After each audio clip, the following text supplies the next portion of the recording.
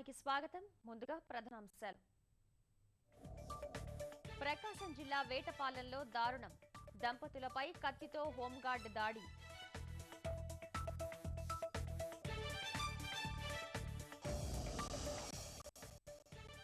విశాఖ జిల్లాలో ముఖ్యమంత్రి పర్యటన.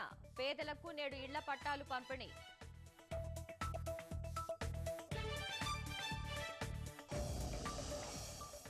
రిజిస్ట్రేషన్పై ప్రభావం చూపని పెద్ద నోట్ల రద్దు.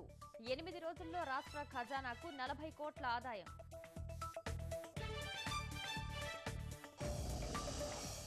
రాష్ట్రంలో రోడ్ల అభివృద్ధికి ప్రభుత్వం చర్యలు. 1000 కోట్లతో ప్రత్యేక నిధి ఏర్పాటుకు నిర్ణయం.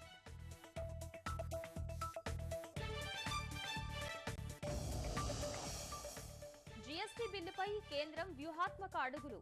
పార్లమెంట్ ముందుకు తెచ్చేందుకు వేచి చూసే ధోరణి.